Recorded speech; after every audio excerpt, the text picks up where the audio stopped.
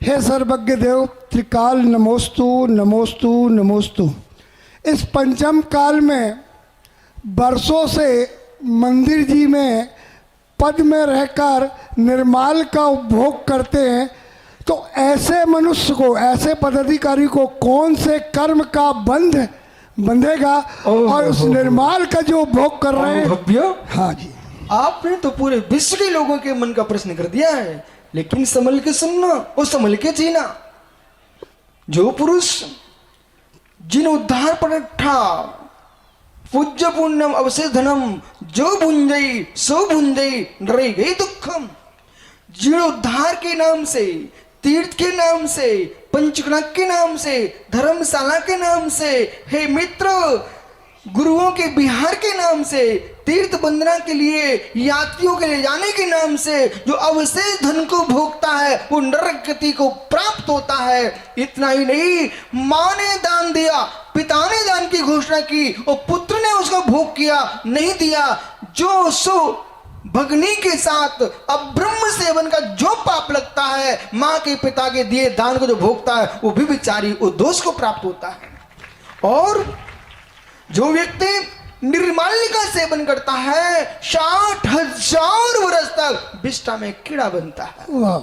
इसलिए इतना ही नहीं, यदि आप जिनालय में आए हो, मंदिर की चटाई में बैठे हो, नमोकार की जाप के लिए रखी गई है, पूजन पाठ के लिए रखी गई है, घर की बातें कर रहे हो मित्र, तो तुमको पाप का बंध हो जाएगा। इसलिए मंदिर के स्थानों पर बैठ करके भी ये आपने ऐसा काम किया, मंदिर का काम करा रहे थे, सीमेंट की बोली खाली हो गई और प्रशांत अपने घर लेके चला गया। क्या बात है, क्या बात है, बहुत सही। यदि घर लेके चला गया, उसने घर में बैठ करके भले उस पर बैठ के नमोकार की माला फेरी हो, तब भी वो मंदिर की सीमेंट की बोरी थी। यदि मंदिर में लगे बादाम के वृक्ष, मंदिर में लगे आम के वृक्ष, उन्हें तोड़ तोड़ अपने घर ले जाएगा बेटा।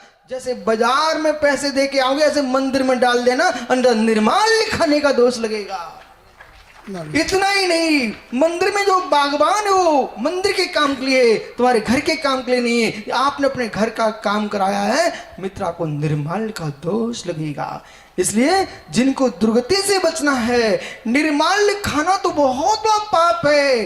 अपनी दुकानें किराए पर, मंदिर की दुकान पर कब्जा, मुखपत का बंधन, मुखपत का चंदन घिसमेरे बंधन विजय भाई। ओहो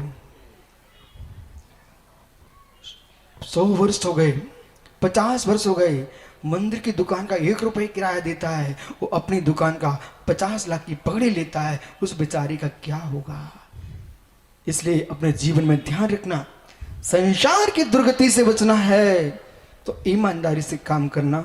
मंदिर के भवनों में रहते हो तो उसका वैसे ही प्रयोग करना जैसे दूसरे के भवनों में रहते हो। इसलिए श्रेष्ठ यही है कि किसी प्रकार के निर्माल का सेवन ना करें, न कराएं, न अनुमोदन करें। जो निर्माल का खाता हो उसकी छाया पड़ा पानी मत पी लेना। हे सर्वज्ञ देव, इस पंचम काल में इस समय उस पर क्या दोष लगेगा?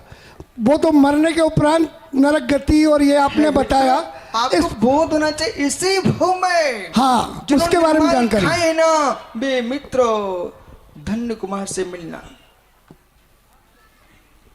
इसी भव में दरिद्री हो जाते हैं, कुष्ठी हो जाते हैं।